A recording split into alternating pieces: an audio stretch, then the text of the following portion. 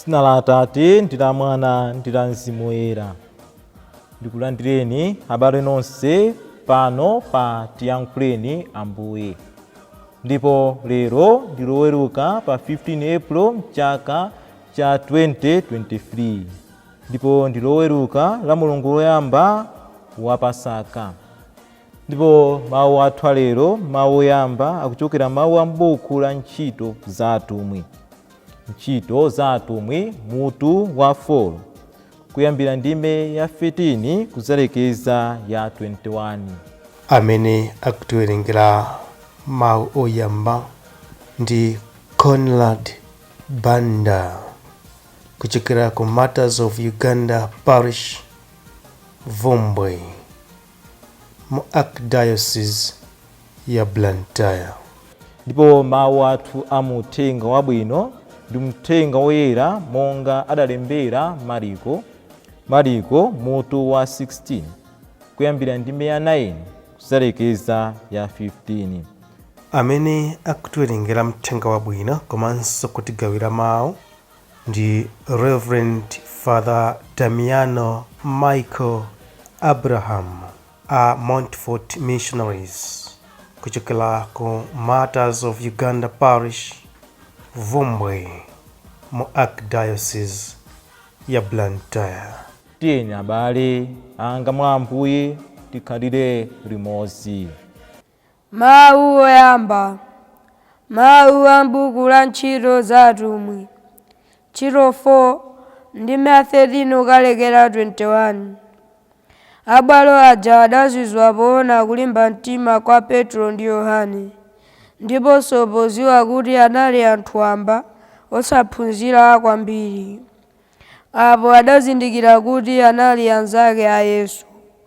Tsono poonanso munthu wochiritsidwa uja atayima pafupi ndi Petro ndi Yohane, adasowa powatsutsira. Choncho adawalamula kuti atuluke m'bwalo la milandu lija. Kenako adayamba kukambirana kuti, kodi tiwachite chani anthu amenewa? Pajatu anthu onse okhala mu Yerusalemu muno akudziwa kuti iwowa adachita chizindikiro chozizwitsa. Koma kuopa kuti mbiri iyi ingawande ponseponse, tiyeni tiwachenjeze mowaopseza kuti polankhula ndi munthu aliyense asatchulenso dzina la Yesu. Atatero adawayitana nawalamula kuti asatchulenso konse kapena kuphunzitsa za dzina la Yesu. Koma Petro ndi Yohane adawayankha kuti, weruzani nokha. Kodi pamaso pa Mulungu n'kwabwino kumvera inuyo koposa kumvera Mulunguyo? Ife ndiye sitingaleke kulankhula za zimene tidaziona ndi kuzimva. Abwalowo adawachenjeza moopseza koposa kale, nawamasula. Sadapeze njira yoti nkuwalangira, popeza kuti anthu onse ankatamanda Mulungu chifukwa cha zimene zidachitikazo. Mawu a Ambuye. Mawu a Ambuye. Tithokoze Mulungu.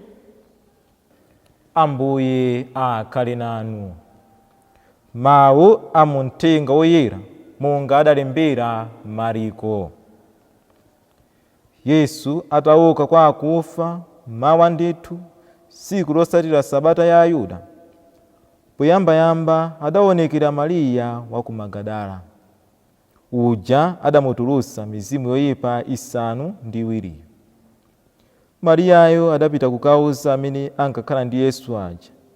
Iwo nkuti ali ndi chisoni ndipo akungolira. Ngakhale atamva kuti Yesu ali moyo ndipo kuti Mariya wamuona, iwo sadakhulupirire. Pambuyo pake Yesu, ali ndi maonekedwe osiyana, adaonekera ophunzira ake ena awiri. Pamene iwo anali pa ulendo kunja mzinda wa Yerusalemu, ophunzirawo adabwerera kuzauza anzawo aja, koma iwonso sadawakhulupirire. Posiriza Yesu adaonekera ophunzira 11 aja ali kudya. Adawazuzula chifukwa cha kusakhulupirira kwawo ndi kupulupudza kwawo. chifukwa sadakhulupirira anzawo aja amene adamuona iye atauka kwa akufa. Tsono adawawuza kuti, pitani ku dziko lonse lapansi, kalalikireni anthu onse uthenga wabwino, mthenga wa Ambuye. Tsono adawawuza kuti, pitani ku dziko lonse lapansi, kalalikireni anthu onse uthenga wabwino. Abale anga mwa Ambuye, leronso Ambuye Yesu akufuna kuyankhula nafe. Ambuye Yesu sakutopa nafe, ndipo ndi cholinga cha Mulungu kuti tonsefe tikalandire chipulumutso chimene Iye akutikonzera. Phunziro limene tikulipeza mawu athu oyamba, mawu ambuku la ntchito za atumwi, ndiye sichinanso ayi kulimba mtima, kupirira pa Chikhristu chathu.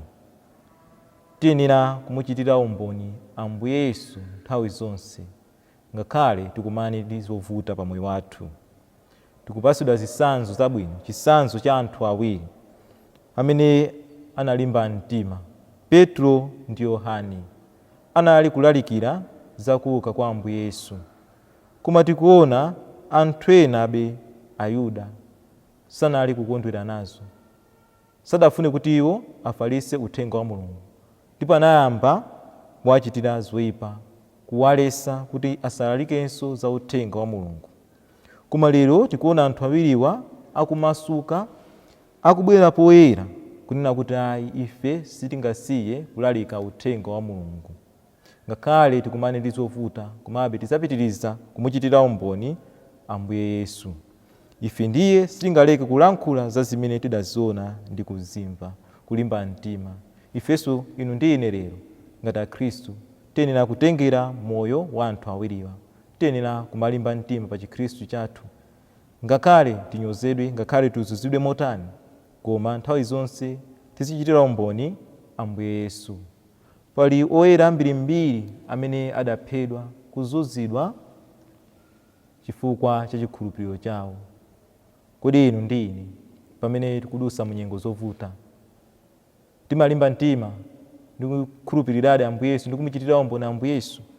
Kawirikawiri inu ndi ine, pamene tikukumana ndi zovuta pa Chikhristu chathu, timamuthawa Ambuye Yesu, timamutaya Ambuye Yesu. Minanso pena timazibisa kuti anthu asazindikire kuti ndife Akhristu. Koma ifeyo Akhristu tisamazibise ayi, tisamabise Chikhristu chathu. Chikhristu chathu tiyenera kumachinyadira nthawi zonse, pa mavuto komanso pa mtendere tiyenera kumanyadira Chikhristu chathu, monga amene akuchitira Petro ndi Yohane, akunyadira ntchito ya mtengo wapatali imene Ambuye Yesu adawapasa yomuchitira umboni nthawi zonse. Mu uthenga wathu wabwino wa lero, Ambuye Yesunso akufuna kutiphunzitsa zinthuso zina zofunikira kwambiri pa moyo wathu. Choyamba, tikuonabe Ambuye Yesu akupitiriza kuonekerabe ophunzira ake, koma tikuona enabe akukanika ndipo sakumkhulupirira. Koma pamapeto pake Ambuye Yesu pamene adaonekera ophunzirawa akuwapasa udindo, akuti mpitani ku dziko lonse lapansi, kalalikireni anthu onse uthenga wabwino. Inunso ndine ndi udindo umenenso Ambuye Yesu lero akutipasa, kuti tipite kwina kulikonse tikalalikire anzathu uthenga wabwino, tikamfikire munthu wina aliyense. Kusonyeza Chikhristu chathu chiyenera kukhala chaphindu. Chikhristu chathu chitithandize kuwafikira nacho anzathu. Tikhale ndithu anthu a uthenga wabwino, tikhale anthu apasaka, anthu olalika zakuuka kwa Ambuye Yesu, makamaka anzathu amene akudusa mu nyengo zovuta pa moyo wawo.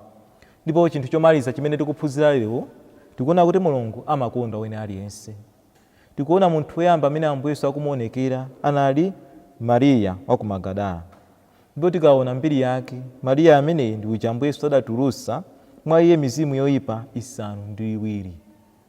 Ambuye Yesu cholinga chawo nchoti tonsefe tikapulumuke. Ndipo Mariya adakumana ndi Ambuye Yesu, moyo wake sunalinso chimozimozi ayi, moyo wake udasinthika.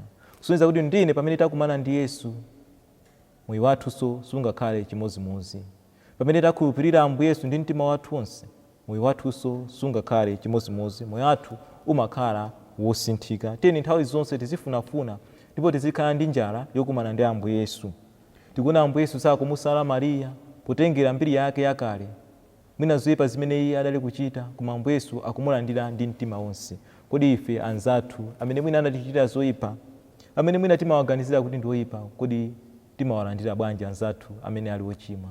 Lero Ambuye Yesu akutiphunzitsa kuti nzathu amene ali ochimwa ndi mwananso wa Mulungu. Chofunika ndine ndikumuonesera chikondi, ndikumulandira nthawi zonse, ndikuonanso ubwino mwa iyeyo kuti iyenso ndi cholengedwa cha Mulungu, kuti mwa iyenso muli chifaniziro cha Mulungu. Tina abale tipemphererane lero poyamba kuti Mulungu atithandize kukhala Khristu olimba mtima, kuti tilivomere kuzunzika kapena kuchitidwa zoyipa chifukwa cha dzina la Yesu kapena chifukwa cha Khristu chathu.